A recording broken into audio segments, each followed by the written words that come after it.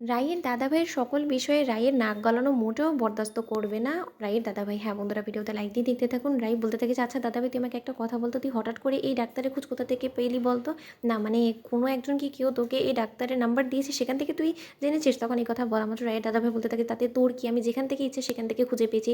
আমার মোট কথা যে আমি কী করে নিজের পায়ে দাঁড়াবো আর স্বাভাবিক জীবনে ফিরে আসবো, কিন্তু সেটা তো তুই চাইবি না। তার জন্যই হয়তো বা তুই এরকম করে তদন্ত করার চেষ্টা করছিস। তুই কী চাচ্ছিসটা কি বলতো আমার কাছ থেকে? আমি তো সেটাই বুঝতে পারছি না। তুই নিশ্চয়ই এটা জানতে চাচ্ছিস যে আমি কোন হসপিটালে গিয়েছি, কার কাছে দেখিয়েছি। তুই নিশ্চয়ই এখন সেই ডাক্তারটার কাছে গিয়ে নিজে থেকে সব কিছু তদারকি করার চেষ্টা করবি। মিষ্টি, আমি তোমাকে এর জন্যই বারণ করেছিলাম যে তুমি তোমার ননদিনীর কাছে কোনো কিছু বলো না, কিন্তু না, তুমি আর কোথায় আমার কথা শুনলো?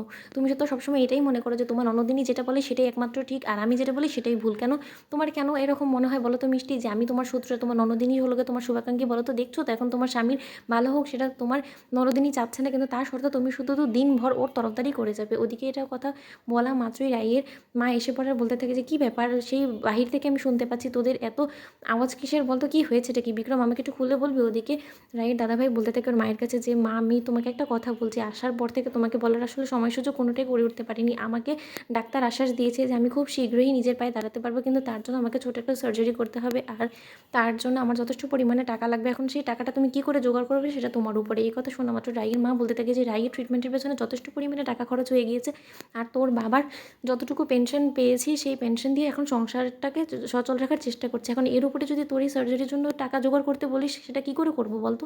তখন রাইট দাদাভাই বলতে থাকে যে, আচ্ছা মা, তোমার মেয়ের যখন এত বড় একটা অসুখ করেছিল, ও যখন মরণসম্পন্ন হয়ে গিয়েছিল, তখন তুমি কোথা থেকে টাকা জোগাড় করেছিলে বলো? সেরকম করেই না হয় টাকা জোগাড় করো, প্রয়োজনে মানুষের কাছে ভিক্ষে করো, টাকা হাত পাতো।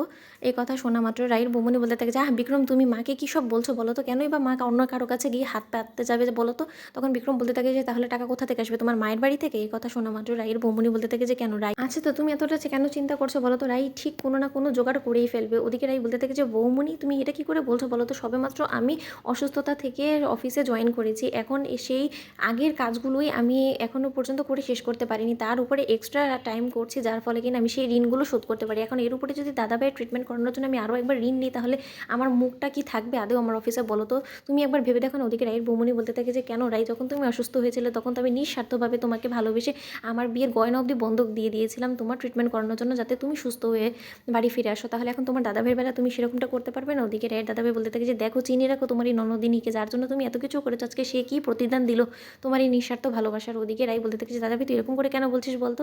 এরই মধ্যে রাইয়ের মা বলতে থাকে যে, দেখো রাই, তুমি যদি টাকা কোনো মতে জোগাড় না করতে পারো তাতে কোনো প্রবলেম নেই, কিন্তু একটা কথা তুমি ভুলে যাও না, এখনও পর্যন্ত আমার ছেলের মা অবশিষ্ট আছে, আর সে তার বাড়িটা অবধি বন্ধক রেখে দিতে পারে ওকে সুস্থ করার জন্য। তোমাদের ভিডিওটি ভালো লাগলে লাইক, শেয়ার করে সাবস্ক্রাইব করতে ভুলো না।